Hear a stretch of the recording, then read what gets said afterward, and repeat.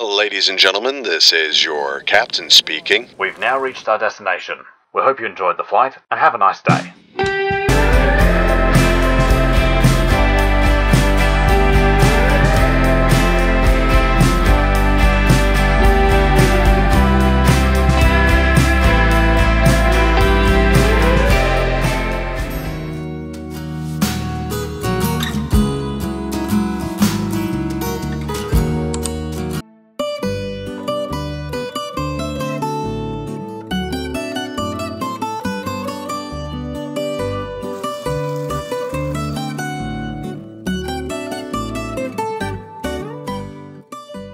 Ahojte, vítajte späť. Zdravím vás opäť na tomto kanále. Je to nejaká doba, čo som sa tu naposledy ozývala, bola som vtedy ešte v Brne a teraz som si trošku odišla na pol roka do Portugalska. Došla som do Lisabonu na Erasmus a prišlo mi vlastne strašná škoda nejak si to nezachytiť a zároveň to chcem s vami prežívať, pretože mi píšete, že chcete tipy, chcete fotky, chcete videá, tak ja to dodám teda.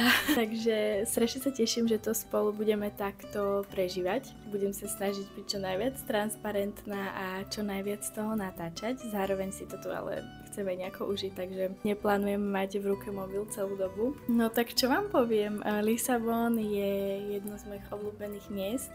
Strašne ma to ťahalo sem na juh. Mne príde toto úplne skvelá príležitosť na to sa naučiť veľa nových vecí, takže uvidíme, ako to dopadne, čo to naozaj bude. Určite som takéto niečo chcela v živote zažiť.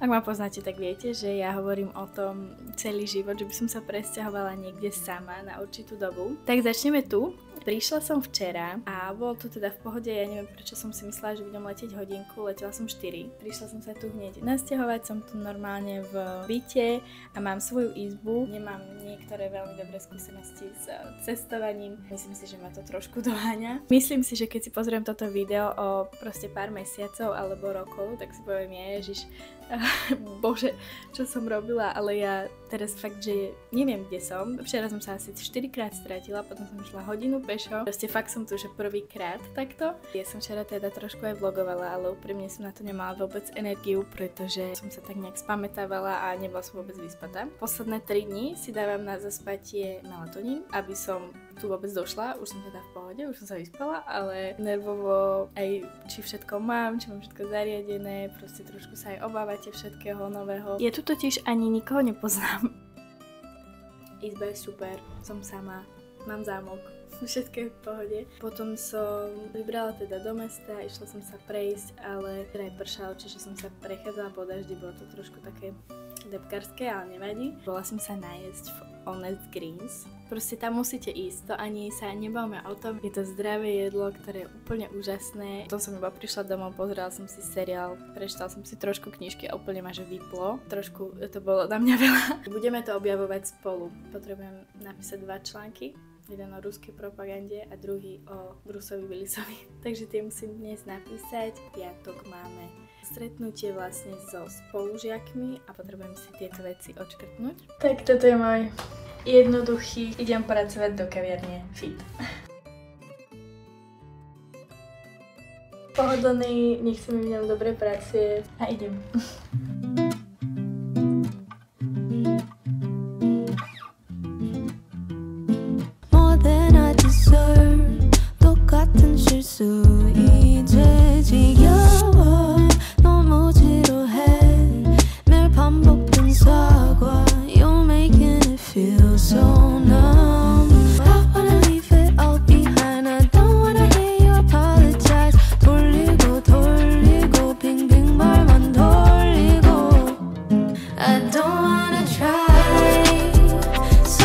Takže neviem, či ma počujete, ale už som dopracovala, mám to skoro hotové, takže sa ešte prechádzam a idem dnes na nejaké random stretnutie ohľadom bytu. Ideme tam so spolubývajúcou, tak to bude asi sranda a omrkla som si tu veľa nových kaviarní, ktoré som nevedela, že sú tu. Ja poznám túto jednu ulicu, ktorou idem, ešte neviem, ako sa volá, ale zistím to. Mám tu čo objavovať, akože nádherné. So hard to make you stay into my main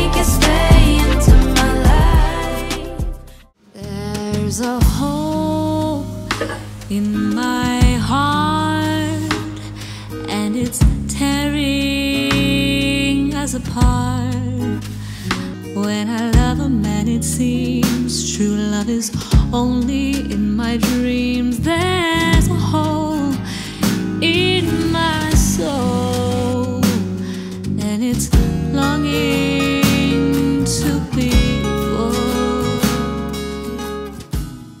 Dobré ránko. Včera, ako som išla domov, tak som zistila, že tu máme takýto park. Som sa rozhodla, že dnes si sa pôjdem troška ráno prejsť, vedem sa prepojiť s prírodou. Som trošku zlý vloger, musím sa vám priznať. Včera sme boli vonku so skupinou, cez ktorú som tu ako keby ubytovaná, alebo cez tú organizáciu, a väčšinou oni ponúkajú takto Erasmákom alebo ľuďom na krátkodobý prenájom. A napísala som mojej spolubývajúcej, ktorú som spoznala, že či vlastne nepôjdeme. Myslela som si, že to bude vlastne také niečo organizačné, ale boli sme na pive. Mali sme aj nejakých ďalších Erasmákov a musím povedať, že som si to veľmi užila. Hrozne ma to ako keby v niečom ukludnilo, že všetci si prechádzame tým istým, keď sme sa bavili o tom, čo sme riešili alebo ako sme sa zabývali. Čiže bolo to super, ale teda blogerka som hrozná, nenatočila som nič. Bolo mi to popravde strašne blbé tam vyťahovať kameru a hanbila som sa. Policajt. Ešte, že mi tu nikto nerozumie.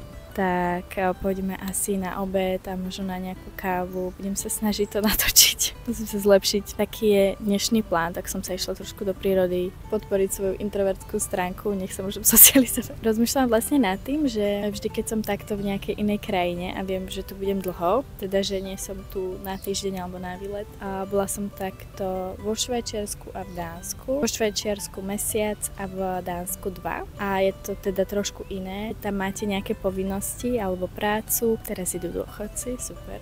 Vlastne robím tie rovnaké veci, keď sa potrebujem zabývať a keď sa chcem nejako adaptovať. Zistila som, že mi strašne pomáhajú. Niekedy mám trošku problém sa adaptovať rýchlo, že mám pocit, že mi to trošku tak trvá, neviem z akého dôvodu, keďže som na to aj celkom zvyknutá. Chcem vedieť, kde je takýto park, kde je les, kdekoľvek, kde bývam, že by som to nazvala záchytné body. Možno taký pocit, že to tu troška poznám a to isté sa snažím robiť aj doma. Snažím sa vytvoriť si ako keby pekný priestor. Snažím sa si to tam, nechcem povedať, že dekorovať, ja si vyslovene nebudem kúpovať nejaké dekorácie, ale sú super, keď si nalepíte nejaké fotky alebo niečo na ten štýl, pretože ja som toto popravde ako celý život tak nejak zanedbávala, že keď som aj niekde bola, alebo aj na výške prvé roky som si myslela, že to je trochu zbytočné, ale robí to hrozný rozdiel, keď si vlastne spravíte všade svoje miestečko, kde naozaj vidno, že ste to vy. Nikdy by som to nepovedala, že nad tým budem takto rozmýšľať, ale je to podľa mňa aj súčasť možno nejakého ženstva, tak očakovať si celé to miesto. Chodím tu aj teraz, že bez sluchatiek, lebo chcem vedieť, čo sa tu deje. A chcela som o tom trošku pohovoriť, lebo to bezpečie, ktoré cítite, je pre mňa že najväčší pocit. A v zahraničí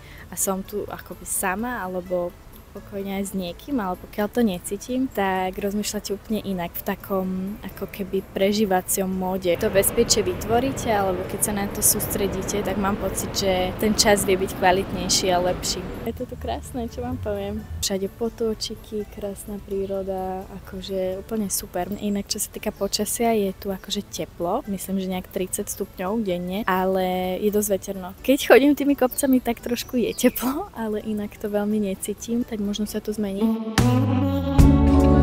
Wow.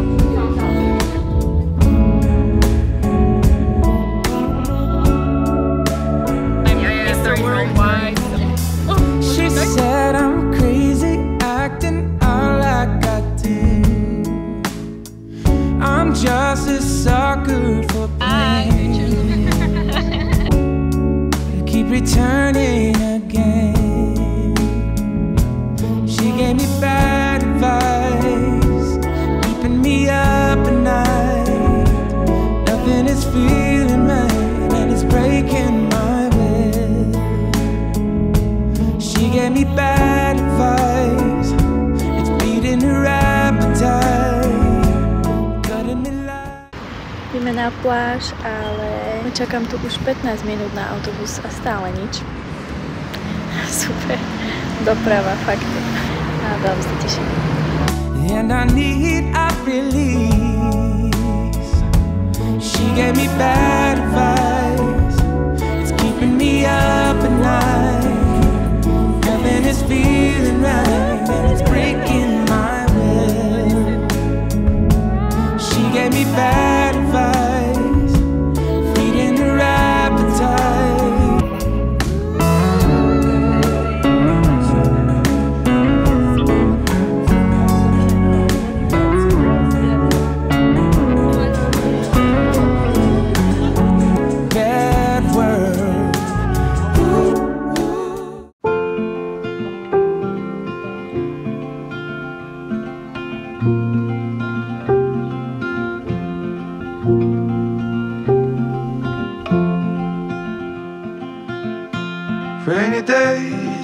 seems so wet.